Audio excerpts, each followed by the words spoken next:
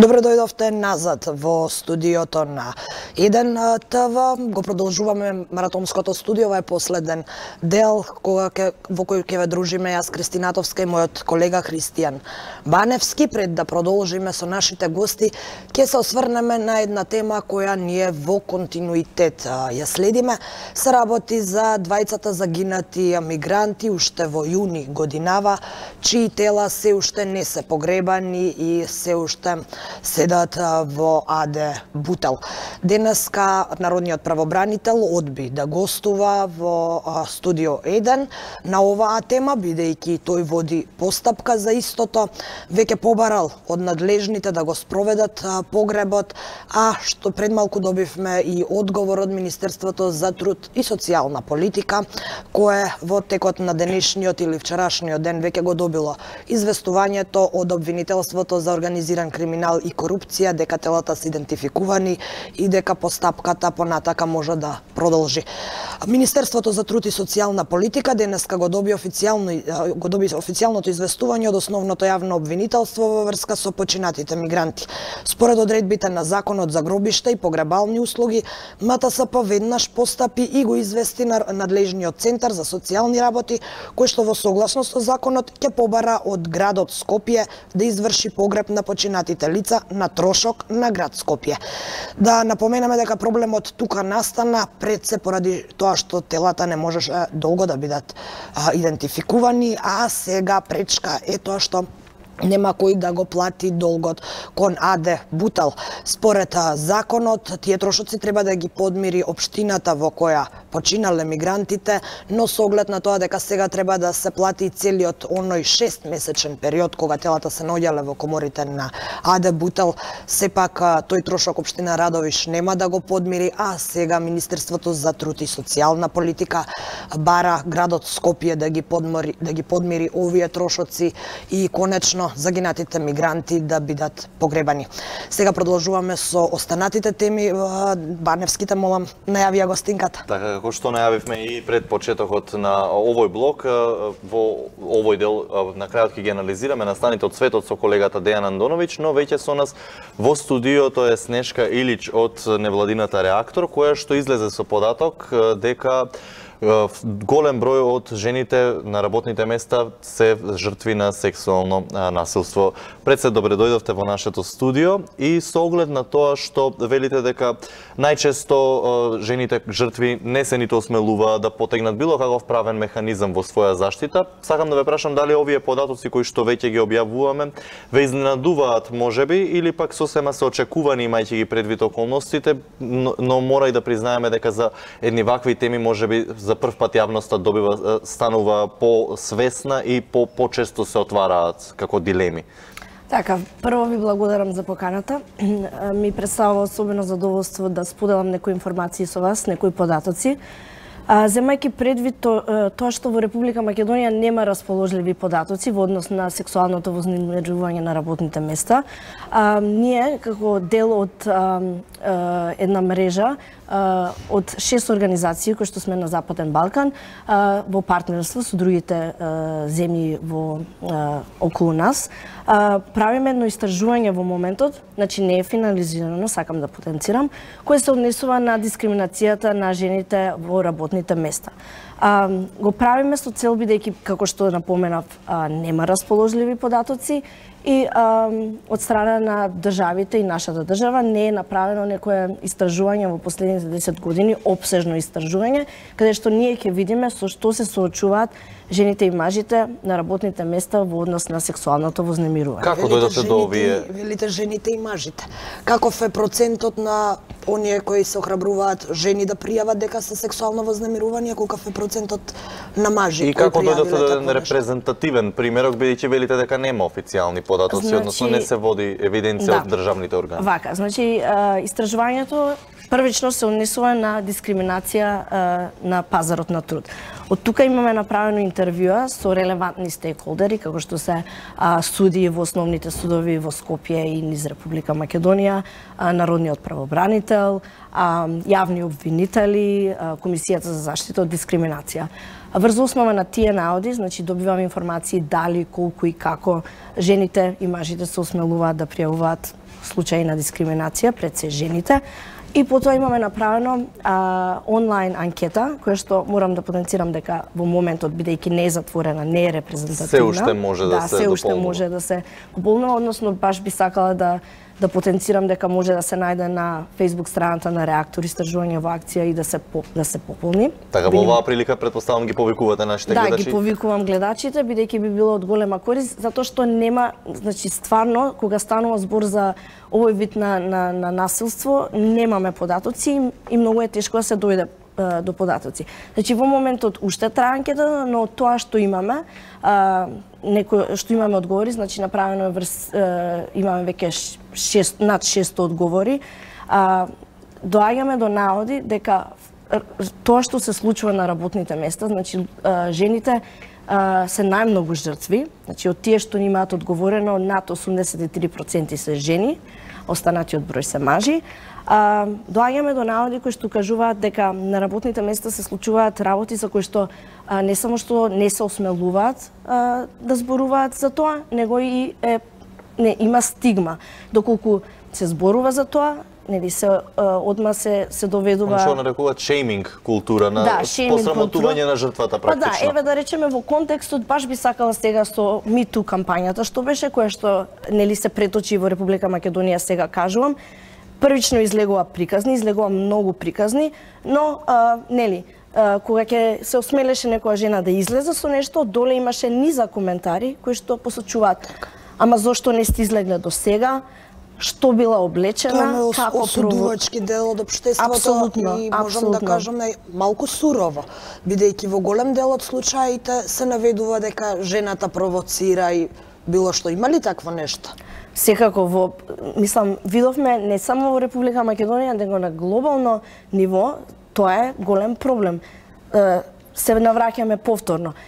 Еве, од дел од примерите од кои што имаме приказните споделени со нас. Какви се најчести во Македонија случаи? Кои случаи се најчести? Значи вака, најчесто станува збор за некој што е нели во менаџерска, условно кажано, позиција, над своите вработени бара сексуални услуги за унапредување. Значи имаме случаи каде што да речеме директорот или собственикот на некое предпријатие на вработената и кажува да се облекува по провокативно, бидејќи е убава и млада, па треба муштериите нели да ја видат.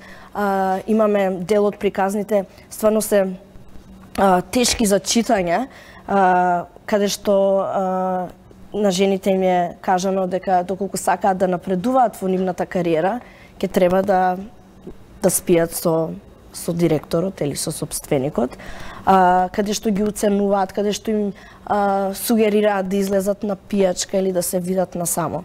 Значи работното место е особено за жените во Република Македонија, каде што имаме голем број на неактивен број на жени, каде што вработувањето на жените е најчесто во нископлатените индустрии, каде што жените се најниско платени, имаме исто така разлика во платите помеѓу мажите и жените. Дали е тоа реалност, бидејќи на глобално ниво се поставува како прашање, дали разликата во платите е реалност и во Македонија? Да, 18% е реалност и тоа влијае една жена да каже јасно и гласно ова ми се случува. И културата во која на работните места, механизмите за заштита кои што најчесто нема, а и една жена, да речеме, доколку се води според законот за заштита од вознемирување на работното место, треба прво да напише писмено писмо, доколку тоа... Да го докаже тоа, што е многу тежок процес. Така, па медијатор, па на крај судски процес. Најчесто тоа што веќе го имаме направено интервјуа со, да речеме, студии, со јавни обвинители, укажуваат на фактот дека не се осмелуваат, бидејќи прво е многу долга процедура, второ, како што кажав, се најчесто во многу нископлатени индустрии, а тие процедури чинат пари, нели? И самата култура, шейминг, не им дозволува на жените Дали покажува истражувањето податок во која индустрија е најзастапено сексуалното вознемирување? Во овој момент не би можела да ви дефинирам 100%, но... Која предничи барем до сега? Образование и здравство. Мислам, ова клучните сектори. Но во тие сектори нели најмногу работат жени во образование. Да, не сме слушнале до сега да истапи јавно. Нема. Некој од овие индустрии да зборува за овој проблем. Воопшто нема, мислам, ниту една индустрија до сега, барем во Македонија, нема јавно да се говори за овој проблем. А стварно е голем проблем и е феномен и е нешто што, мислам, истражувањата веќе покажуваат во светот дека сексуалното вознемирување влијае врз жртвата, значи влијае врз тоа, врз нивното ментално здравје, влијае врз нивното физичко здравје, анксиозност, депресија, што се одразува на нивниот работен однос, помалку доаѓање на работа, повеќе земање на болни денови, боледување и така натаму. Кога сме кај механизмите за заштита, дали сметате дека е нужно и дали можеби веќе имате некоја рамка разработена во која насока би требало да се променат законските регулативи за да може и полесно да се докаже вакво вознемирување и поефективно да се спречи и превенира за вакви случаи? Значи прво, кога ќе ги имаме сите наоди од сите 6 земји, ќе направиме компаративна анализа и врз основа на тоа ќе направиме препораки за законодавството. А какви се искуствата од околу, па и во светот кога станува збор за превенирање и механизми? Дали се комплицирани исто колку и нашите? Па, секогаш, да речеме, доколку некој е жртва на сексуално вознемирување, ве видовте дека прво треба многу голема храброст да се осмели да го каже тоа, а понатаму процесот за да дојде до некоја крајна цел е долг. Значи, сакам да кажам дека барем кај нас, со оглед на тоа дека од тоа што веќе го знаеме, околу 60% дискриминација се случува во бизнес секторот, односно во приватниот сектор, значи не можеме да очекуваме, значи законите се тука, имплементација на закони. Вие сте зборувале пред малку, кажавте, со судии и со луѓе од правниот сектор на оваа тема. Какви се нивните ставови со оглед на тоа дека судските процеси се тешки, мали се можностите за прибирање докази, сведоци практично и нема, никој не се осмелува да каже ниту за себе, а камоли за некој друг, тоа веднаш значи губење на работното место. Дали можеби тие имаат некоја идеја? Каква е вашата перцепција за нивниот став? Дали гледате волја кај нив да ја олеснат оваа процедура, да направат механизам кој би можел да го открие, да го санкционира виновникот, бидејќи па и да му помогнат во прибирање на доказите во крајот? Да, значи со сите со кои што сум разговарала, дали тоа народниот правобранител, дали се тоа судите, значи една работа е земничка, тоа што го кажуваат дека да се охрабриш да излезеш со било каков обвинување, треба храброст. Треба да се земе во предвид тоа што дали жената ќе ја изгуби работата, дали жената е таа што ги носи парите во домот. Значи влијаат многу фактори. Да, меѓутоа тука доаѓаме до неможност за прибирање докази. Да, тоа е друга работа. Тоа е најголемиот проблем, можеби тоа е причината зошто жените не се охрабруваат да истапат, затоа што само ќе се подложат на јавен срам без да има санкција. Да. А при тоа пак на крајот тие ќе бидат санкционирани со губење на работно место и јавен срам. Имено, да. Тоа е фактичката состојба, но од страна, да речеме, на судиите и на јавните обвинители има волја, кој што, например, една од препораките која што добив последниот пат кога разговарав беше дека треба самите судии и самите јавни обвинители и сите кои што се поврзани со оваа тематика и кои што работат треба да имаат обука за да подобро го разберат тоа и нели да има слух и разбирање, затоа што кога да речеме само 10% од тие што биле изложени на сексуално вознемирување го пријавиле тоа кај нивниот менаџер, условно кажано, или кај нивниот претпоставен. Тоа ви кажува дека или нема доверба, а само мислам дека околу 1% пријавиле во полиција. Значи треба, проблемот е системски, треба да има системско решение, затоа ви велам, ќе чекаме, сакаме да ги прибереме сите информации и да направиме компаративна анализа пред да излеземе со препораки кои што би требало системски да го адресираат овој проблем. Но би тргнало од тоа дека секоја институција треба да има обука, дефинитивно, за родово базирано насилство, треба да има обука за сексуално вознемирување, треба да има обука за родова еднаквост и родово меинстримирање. Во последно време има многу вакви кампањи, а и многу здруженија кои се занимаваат конкретно со родовата нееднаквост. Дали мислите дека тие придонесоа за подигнување на свеста? Дали мислите дека менуваат нешто во општеството пред се во свеста, односно волјата да се пријави и да се истапи јавно, а секако и не само јавно, туку да се поднесе нешто пред институциите? Па и на отстранување на шейминг културата.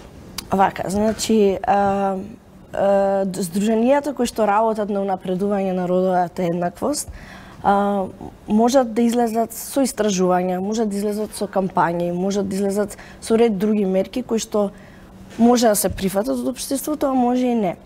Проблемот со унапредување на родовата еднаквост и пред се тоа значи дека сузбивање на сексуалното вознемирување, насилството врз жените, е исто така системски проблем кој што треба да се адресира од градинка, во училиште, во образовниот систем, па се нагоре. Така, бидејќи здруженијата на граѓани, женските организации, мислам, сме толку колку што сме, работиме на оваа тематика со години.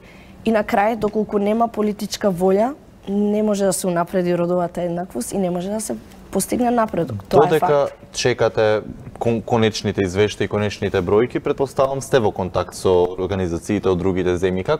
Што покажуваат нивните податоци, неофицијалните досегашни бројки, каде може би е најлоша состојбата или може би ние предничиме на тоа поле? Па не знам дали дали сме први, ама тука негде се состојбите. Воглавном се соочуваат со слични работи. Балкански менталитет, што би рекли. Не само менталитет, има многу недоверба во институциите. Тоа што нема механизми за заштита, тоа што жените се уште се економски не се јаки и тоа многу влијае врз сите други работи кои што се случуваат. Многу од жртвите претпоставам се и зависни од кров над глава од семејствата. Апсолутно. Имате ли податок колку судски пресуди има за злоставување, сексуално злоставување на работното место? Јас колку што знам до сега нема ниту една пресуда. Што е алармантен податок? Алармантен податок е бидејќи само сега пред, мислам дека месец беше, кога добивме една пресуда за дискриминација на работно место правосудна врз основ на бременост. Значи, замислете, а знаеме дека дискриминација се случува. Ви беше тешко да поверувате дека тоа е реалност? Па, тежок е моментот дека имаме само една да се прожива кај моментот дека имаме само една пресуда, земајќи ги предвид сведочењата, особено кога станува збор за да речеме текстилната индустрија во Македонија, што морам да ја споменам, бидејќи таму најчесто работат жени и моментот со вознемирување сепак на раководните позиции се мажи и нели се случуваат сведоштва за потпишување на договори, на месечни договори, доколку затруднат дека добиваат отказ и така натаму. Така да, тешко е да се проголта фактот дека имаме само една пресуда, но тоа ни кажува многу. Така, доколку колешката Атоска нема дополнителни прашања, тука би го завршиле. Заблагодариле. Благодарам за учеството во студиото на Еден ТВ. Секако ние ќе останеме и понатаму да следиме оваа тема. И да известиме за конечните бројки кои што ќе ги добијат. Почекаме вашето истражување, вашиот конечен резултат, па веројатно повторно ќе известиме јавноста, а може би ќе дадеме некој предлог како да се надминат. Ви благодарам што одвоивте време и за вашето гостување во Студио 1. А вие, почитувани, останете и натаму со нас, додека очекуваме да ни се приклучи колегата Дејан Андоновиќ, со кого ќе ги анализираме случувањата во регионот, конкретно со Србија и Косово, и Русија и Украина. Во продолжение гледаме дел од денешната втора сесија од јавните дебати организирани од владата, кои се со цел да се дебатираат, односно во јавноста да има можност да дебатира за нацрт амандманите кои што треба да се најдат пред пратениците за измени на уставот со цел имплементација на договорот од Грција со Грција. Во продолжение предлагам да ги погледнеме изјавите и да ви пренесеме дел од денешната втора јавна дебата. Македонија преку целиот овој процес доби многу. Помалите етнички заедници покажаа солидарност до небо со најголемата македонска. Оти они сака нешто да добијат од овде, нешто што е за нив. Но знаеа дека идентитетот ниту на албанците, ниту на било кој од помалку бројните заедници. Не беше загрозен. Никој не го става под прашање, признаеме тој. Беше проблематичен идентитетот на македонците. Тоа е голема придобивка. Тоа плюс додадена вредност на едно општество за сите. Тоа плюс ја крепи Македонија во своето богатство на културни различности, на различен аспект на живење, на верите различности кои што ги имаме. Тоа е наше големо богатство. Европа е најразвиенот дел од светот, најповеќе заради својата различност. Постепено се создаде така наречениот проблем или прашањето македонско прашање. Ако го прашате некој на што тоа ви асоцира, македонското прашање е една избувлива работа, касус бели, предизвик на војни, често пати користено во историјата. Со договорот, пред се со договорите, оној од 17. јуни и предходниот од 1. август со Бугарија и со Грција, практично македонското прашање влегува во адакта, се затвара ова прашање. Но за тоа е потребно исто да влеземе во НАТО. Предлагам одредбата на точка 3 од 4-тиот амандман, со кој Републиката се обврзува да се грижи за припадниците на македонскиот народ кои живеат во странство, да се брише. Еве зошто го предлагам ова.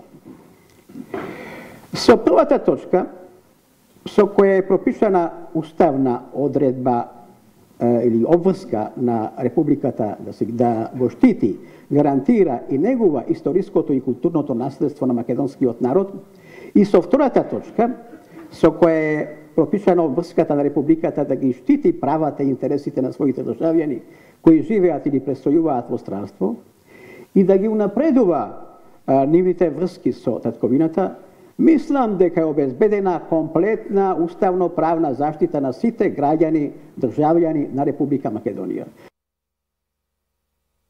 Освен уставните измени, денеска се дебатираше и на една горлива тема за македонското општество, а тоа е корупцијата. Имено во последниве години антикорупцијската комисија го доби називот неформално корупцијска, наместо антикорупцијска, и веќе македонското општество и нашите граѓани се наголемо навикнати и наголемо веруваат дека во ова општество владеат мито и корупција.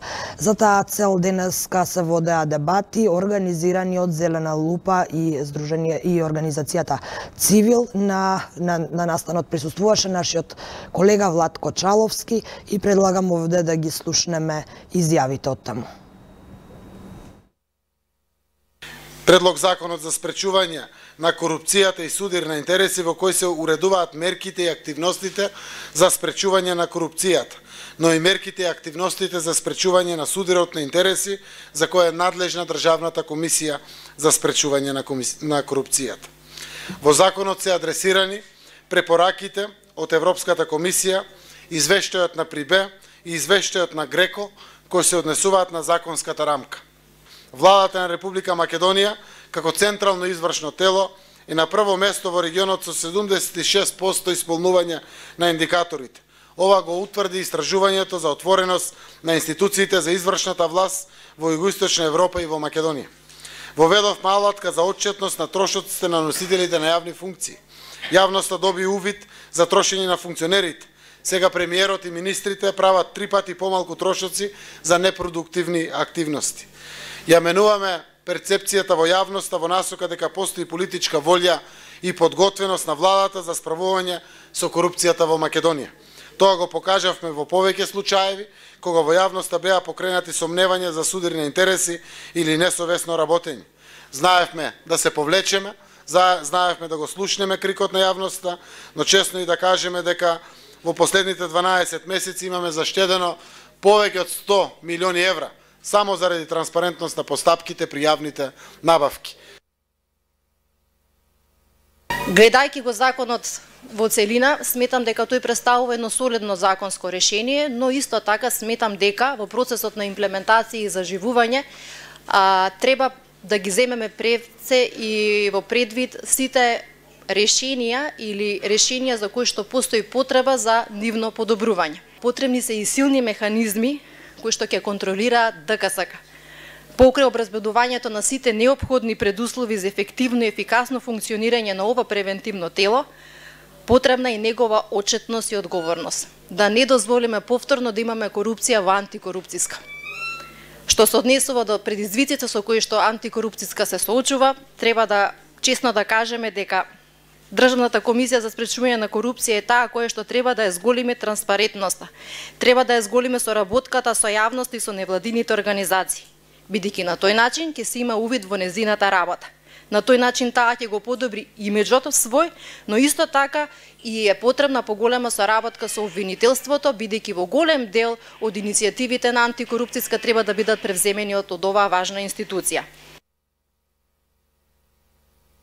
Ние се исцрпуваме во донесување на нови закони, а не успеваме да ги спроведиме на тие кои што ги имаме. Односно, многу често законите не се добри и тие оставаат доволно широка рамка со нив и со нивната употреба и соодветната имплементација да ги решиме проблемите со кои што се соочуваме. Меѓутоа, ние упорно одново и одново носиме нови закони и кога ќе го донесиме новиот закон, мислиме дека задачата е завршена. Јас сум една од тие што мисли дека корупцијата не може да се искорени. Не можеме да се избориме со корупцијата. Не можеме да имаме општество слободно од корупција. Можеме да ја намалиме, можеме да ја ограничиме, можеме да ја минимизираме. Тоа е задачата кон која што треба да се стремиме.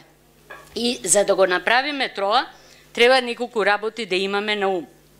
Прво, значи, граѓаните не ги корумпираат тие кои што се на власт, туку тие кои што се на власт ги корумпираат граѓаните. И ја не мислам дека граѓаните се должни да се борат против корупцијата. Корупцијата е нешто со што треба да се избори една владеачка структура, доколку навистина го сака тоа. Значи, моќниците се тие кои што ги корумпираат граѓаните. Само тој кој што ја има моќта во свој раце може да предизвика корупција. Само тој е оној кој што кај граѓаните бара коруптивно да се однесуваат. Многу често не ја препознаваме корупцијата. Не е корупција само давање, примање пари и слично. Коруптивното однесување е луѓе како метастаза. Тоа го имаме во секојдневното однесување на оние кои што се на власт. Заради коруптивното однесување ние го дишиме овој воздух кој што денес го дишиме. Заради тоа што некој му дозволил некому да гради каменолом без да има соодветна дозвола. Ние затоа што некој некому му дозволил да направи канализација без соодветни фицевки, затоа има проблеми со канализацијата. Затоа што некој му дозволил некому да изгради зграда без да ги почитува соодветните правила на градење, зградите се несоодветни, нестабилни и можат да предизвикаат многу жртви. Значи, работата е дека корупцијата е многу опасна заради тоа што носи бенефит за многу мал број луѓе, а носи многу негативни последици за целокупната заедница, дури и тогаш кога луѓето не препознаваат дека тие последици се резултат на она што представува коруптивно однесување. Така, корупцијата е наголемо присутна во нашето општество, меѓутоа ја завршуваме таа тема, подоцна во дневникот на 1 ТВ ќе слушнете подетелни информации за она што се случуваше на таа дебата, а сега со нас во студиото е нашиот колега Дејан Андоновиќ, секако со коментар за настаните во регионот и светот. Дејан, добар ден. Добар ден. Денеска повторно ќе зборуваме за најновите настани од регионот. Малку ни е бурно во соседството во последниве 2 седмици. Мораме да му дадеме малку акцент, бидејќи ни е многу близко. Сега можеме ние да зборуваме за други настани во светот, но не е толку безопасна и тивка со состојбата за да... Ми се чини дека Косово е светски настан. Поради тоа што една граница не дели само. Да, но и светски настан го третираат сите светски релевантни медиуми, што покажува само дека некако овој дел од светот се враќа повторно на светските тикери. А тоа не е убаво. Тоа не е добро. Балканот сега во некое исчекување до тој фамозен 15 декември, 14 ти поправила. можеби каква што беше состојбата во оној период пред да го подпишеме договорот со Грција, тие тензични телефонски разговори. Тука имаме малце звецкање со оружје. Не можеме да ги споредиме. Дипломатската војна на зборови е секако непријатна и ја дига тензијата, но тука веќе имаме во игра е ставена, да кажам, не е ставено 100% армиите, но звецкање на оружје постои. Почнуваат представниците на двете завојувани страни, условно речено, дипломатски, да не ги исклучуваат опциите дека може да дојде некој вооружен судир. Не само што не ги исклучуваат, туку и ги најавија практично, поправиме ако грешам. Српската страна рече дека доколку на 14 се оформи војската во Косово, на 15 дека е веќе можно. Пораката доаѓа токму од не од Вучич, кој ги знаеме неговите изјави, или од Дачич, кои имаат изјави не секогаш ова миротворни, туку малку и со закана. Дојде баш од премиерот на Србија Ана Брнабич, која лично не сметам дека е умерен политичар, која вчера изрази стравување и надеж дека се надева дека нема Србија да мора да ја употреби својата војска доколку дојде до евентуално формирање на таа косовска армија и доколку дојде до некакво етничко чистење или геноцид на србите кои живеат на северот на Косово. Да се надеваме дека нема да зависи тоа? Дали Србија директно ќе одговори на 14 доколку биде формирана косовската армија или пак се уште размислува на тоа каков ќе биде одговорот? Покрај тоа што премиерката дала дека се надева дека нема да дојде до тоа. Јас лично не верувам и не само јас верувам дека Србија е сама свесна дека евентуална војна интервенција на Косово нема да доведе никаде и нема ни да и биде дозволено. И Србија не верувам дека размислува, но мора да има план Б и секогаш кога има овакви воредни состојби, сите држави ги стават своите армии и полиции во борбена готовност. Но факт е дека формално правно со евентуалното формирање на косовската армија се отвора простор да влезат и други армии. Јас пак ќе потсетам, кршење на резолуцијата 1244 на Советот за безбедност, со што тогашната југословенска армија го напушти косовската територија. Значи, предвидуваше дека единствена војна сила може да биде КФОР. Автоматски, ако се појави уште една војна сила, не се исклучува онда отворен простор да влезе некоја трета војна сила. Сама известно дека големите сили би се прекршувале копијата меѓу големи. Меѓународниот фактор, било каква војна интервенција или било каков конфликт, бидејќи знаеме дека нивниот обид сега е да направи еден стабилен период и сите нивни постапки одат во тоа да го стабилизираат Балканот. Јас ќе дадам од смела оценка дека можеби оваа состојба е како резултат на немањето заедничка политика на меѓународниот фактор околу Косово. Ке потсетам, Европската унија има еден аршин, Соединетите американски држави имаат друг аршин. Денеска бевме сведоци на некои светски анализи каде што велат на Косово нема судир помеѓу Срби и албанци, туку има судир помеѓу американскиот претседател Доналд Трамп и така наречената длабока држава на Соединетите американски држави. Сакам да кажам дека и светските аналитичари кои веројатно и подобро ги следат состојбите од нас, почнуваат да се сомневаат дека решение за Косово меѓународната заедница се уште нема востановено. Да, меѓународно признаена независна држава, но во одредени услови. Таа не може да биде еднаква држава како другите држави од регионот сега за сега. Можеме ли да зборуваме за стабилност? Можно ли е да се стабилизира регионот додека не се стабилизира оваа нова држава на Балканот? Јас мислам дека регионот може да се стабилизира. Ние на Косово конкретно имаме КФОР,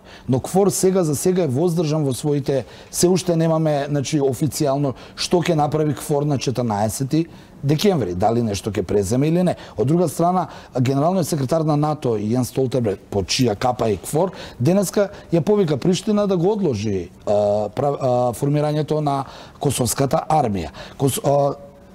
Косовскиот премиер Харадинај го отфрли тоа барање Столтенберг и рече дека формирањето на косовска армија е внатрешно прашање на државата Косово. И токму тука сега чекаме да видиме каков ќе биде понатаму дипломатскиот. Дали расте поддршката во Косово и од опозицијата?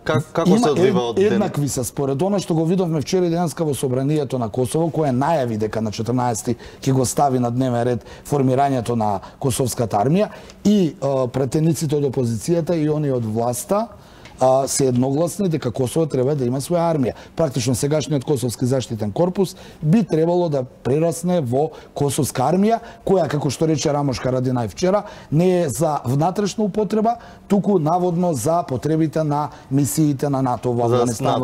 Но морамо да подсетиме дека НАТО не може така да зема армија. Армија на една членка може да земе или на земја аспирант членка, како што нашите сили учествуваат во мисиите во Авганистан и во Ирак. Но најверојатно Косово го трасира патот кон Косово го трасира, но за сега нема некоја меѓународна поддршка, односно ја го повикуваат да го одложи тоа формирање на Косовска армија, но тоа е некако меко сега за сега. Косово, само сакам да подсетам дека Србија се обидува проблемот од Европска унија да го префрли во Обединетите нации, каде што во Советот за безбедност со помош на Кина и Русија ќе се обиде да ја блокира таа заложба на Приштина. Накратко да избегаме малку од балканската тема, се заоструваат односите помеѓу Русија и Украина. Каква е таму состојбата, дали е можна нова ескалација? Таму тензиите растат од ден на ден, исто како и овдека, значи помеѓу Киев и Москва, оно што е поголеми размери. Која може да предизвика огромни размери. Ние можеме нешто локално, но тоа може да биде огромен размер доколку дојде до евентуален конфликт. Оно што е последно е денеска по барање на украинскиот председател Петро Порошенко, Врховната Украинска рада, тоа е нивното собрание, го прекина големиот договор со Русија, кој беше направен 90-тите години меѓу тогашниот председател Јелцин и украинскиот председател Леонид Кучма за добрососедство и соработка, што на некој начин се отвара во ова лошо време дека тие две држави веќе немаат обзири една кон друга и дека може да дојдат до некој поголем вооружен конфликт. Така, Дејан, ти благодарам и за денешната анализа во Студио 1. Баневски, јас и ти тука некаде ќе мора да го ставиме крајот. Но само да ги подсетиме гледачите за што следува. Веднаш по нас останете со шоуто возење со Вучич, а потоа веднаш по Вучич проследете го новото издание на Ексклузив и секако веднаш по Ексклузив вашиот омилен Сергеј, а веќе во 19 часот и 15 минути следниот блок во отвореното студио, каде ќе ве дружи колешката Анета Кочишки, ќе можете да слушнете повеќе околу наследството на Есма Реджепова, бидејќи веќе скоро 2 години по нејзината смрт, по смртта на кралицата на ромската музика, нејзините посвоени деца и внуците повторно се поделија и се раскараа околу нејзиното наследство. Детали за тоа ќе можете да слушнете од потписникот на нејзиниот тестамент. Секако во 21 часот не го пропуштајте ниту премиерното издание на Чуму со колегата Александар Чомовски, а јас и колешката Атовска тука некаде се одјавуваме и ви заблагодаруваме за вниманието со кое што досега не следевте.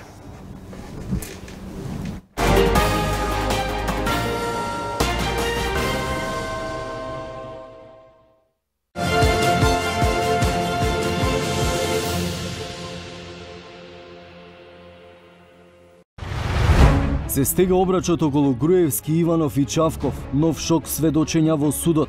Дали криминалното подземје го открива врвот на политичките тутори. Вечерва во 21 часот на 1 ТВ, Чуму со Александар Чомовски. Искористете го неверојатниот празничен бонус од 16.000 денари и одберете го вашиот нов Samsung A7 смартфон по одлична цена.